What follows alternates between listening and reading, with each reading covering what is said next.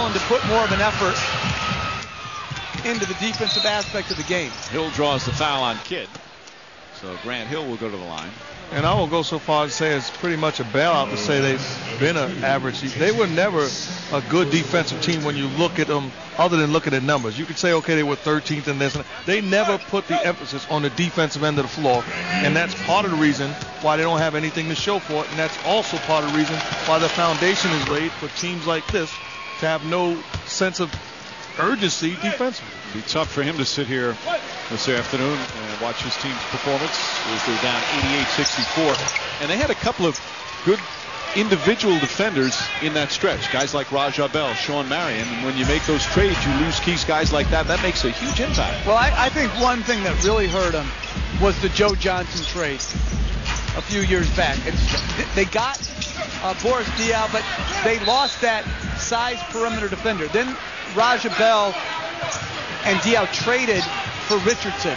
It lessened even their defensive ability and their versatility passing-wise. And I think Phoenix really, in the offseason, whether they come back and make the playoffs, which looks highly unlikely, or not, they have huge question marks going forward as an organization. You know, who do you keep and who do you trade? Well, Steve Kerr has said it is a team in transition, and he's going to have a very interesting offseason. Are we keeping you up, Amundsen, by the way? Are we keeping you up? Hill inside. Count it, and a foul. Grant Hill with a chance for a three-point play as Howard hit him.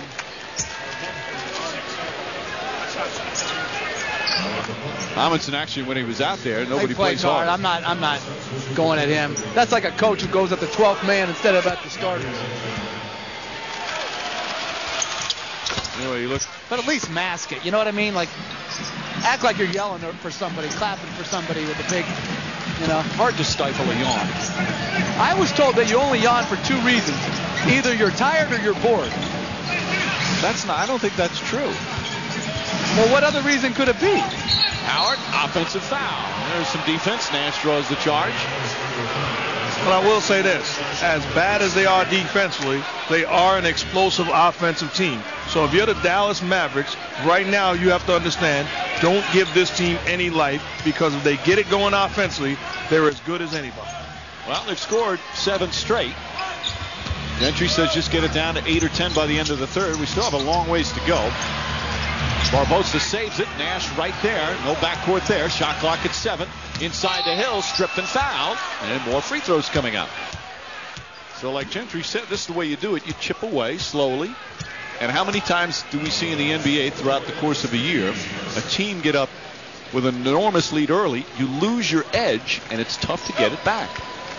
Well, you lose your edge. You also develop bad habits. You take an example of college basketball. Louisville gets a blowout win. It's a setup. They're playing Michigan State next. All of a sudden, you don't have that same bounce, and some of the things that worked against bad defensive teams, all of a sudden, you develop bad habits and you wind up losing. Howard the rebound off the miss. Don't hate on Louisville just because you lost your team to win it all and you lost your bracket. I'm a truth teller. At least I had one bracket. You remixed your bracket 7 times. And I still didn't get anybody in the Final Four. Howard looking. Shot clock down to 6. Howard spinning. Maybe he's gotten away with a walk. Makes a nice play. Thought he was fouled. He's hit with a technical foul. So after he hit the shot, he thought a whistle should have been called. Well, it was. Not for what he wanted, though.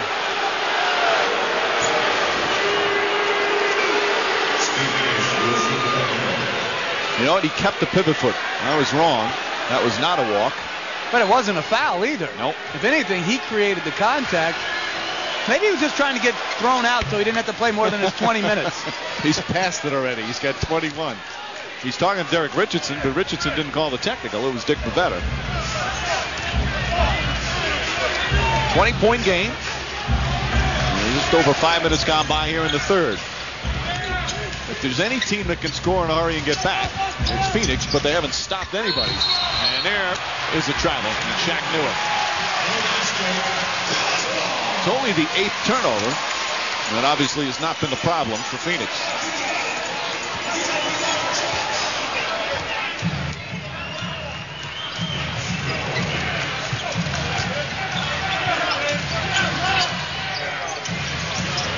Berea.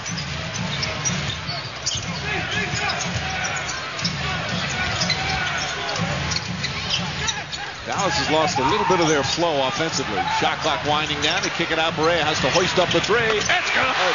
J.J. Berea from way downtown as the shot clock expires.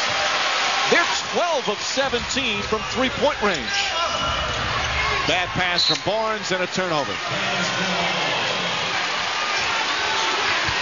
Right now, the Phoenix Suns getting in the habit of trying to go for home run plays. You want to execute and chip away and put yourself in position when this ball game flows out. Nowitzki, that's his patented shot. Been watching that for years. What a beauty. Lead back up to 25. He has 19 very quiet points, 7 of 9 from the field for Nowitzki. And that's 19 with sitting out the bulk of the second quarter. Yep, he's only played the 22 minutes. Kidd with a steal. Kidd throws it out to Berea. Ryan Hollins, short ball poked away, picked up by Howard. Jason Kidd for three. That's good. Largest lead of the game. 19 points, 17 assists for Jason Kidd. Nash to Shaq.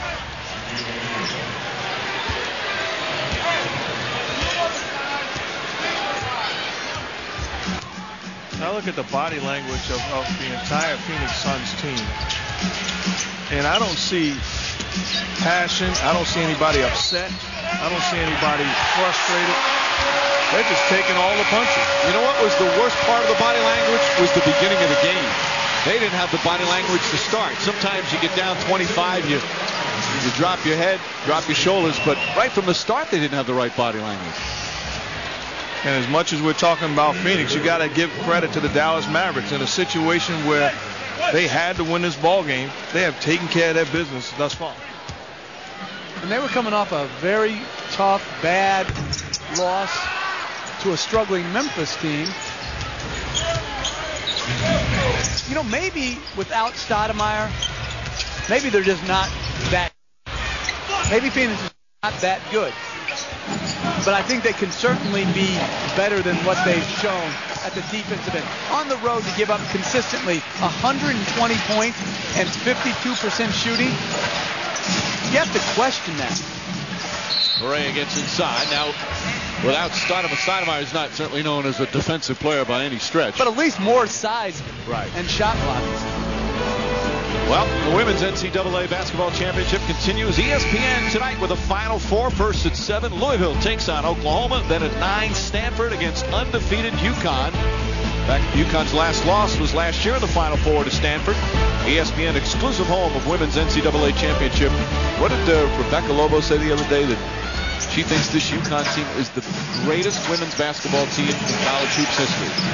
Well, I'll tell you what, they better have their post defense on, because I don't know if you guys watched it. That Jane Appel, the center for Stanford, got 46 the other night. She was doing work inside. And Tara Vanderveer can really coach. She got the ball to her deep and great spots. Barbosa misses but fouled. Tara Vanderveer, longtime terrific coach at Stanford, USA gold medal coach back in the Atlanta games. And there you see UConn, Gino Auriemma. Man, oh man, talk about running a spectacular program. What a job he's done, but credit to Louisville and Oklahoma as well. But I did watch it, and what's the big girl's name? Jane Appel. I saw her putting grown woman moves on the post. No, you're right. She was faking. She was giving the Hakeem shake, the dream shake, going back to her left. You got to double her. Well, the reason they didn't was those two teams, somewhat like North Carolina meeting Michigan State in the finals, they had played earlier in the year. I think it was Iowa State was their opponent. Anyway, they had played earlier in the year and gotten smacked because they had doubled that girl in the post, and it led to threes. So now they're guarding her single coverage and just getting worn out. You ever come out of your hotel room? No, but I was intrigued watching how good that, these girls were. Oh, they play at such a high level. By the way, I had all 4 of those in my bracket, that Final Four. I was right, too. I had Louisville in the Final Four. Look, you had Louisville. And how about Courtney Paris's guarantee saying she's going to give back her scholarship money if they don't win at all? If I'm Papa Paris, I'm saying, wait on that.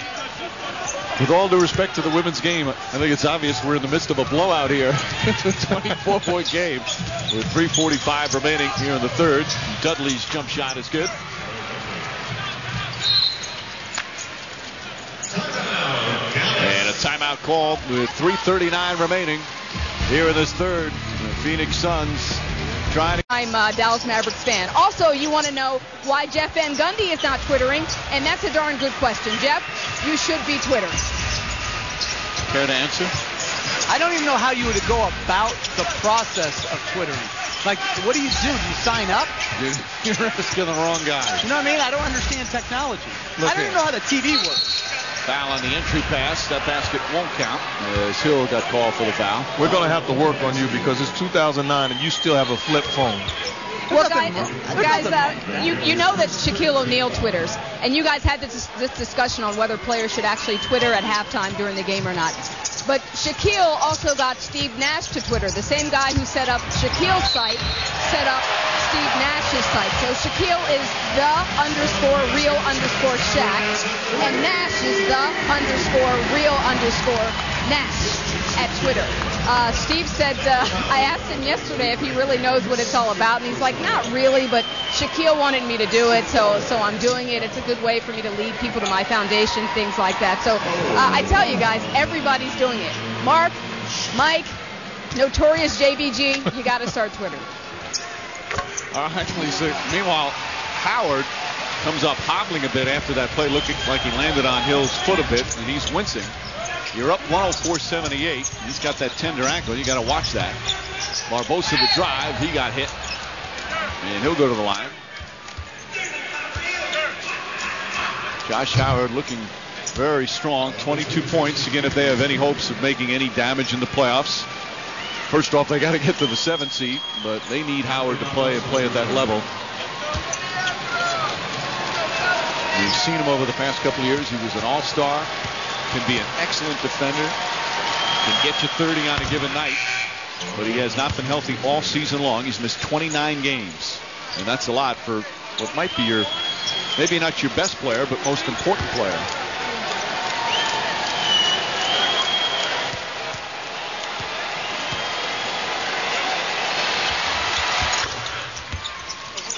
Barbosa, 22 points off the bench. 104-80, 3 minutes remaining here in the third. And what was supposed to be a showdown in a battle for the final spot in the West. But it's been all Dallas so far. Hill just missed it. Howard for 3. In and out.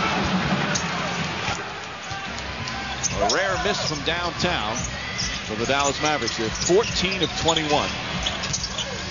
Amundsen blocked by Howard. That's his second block of the game. Nowitzki stripped. And a held ball between Dudley and Bass.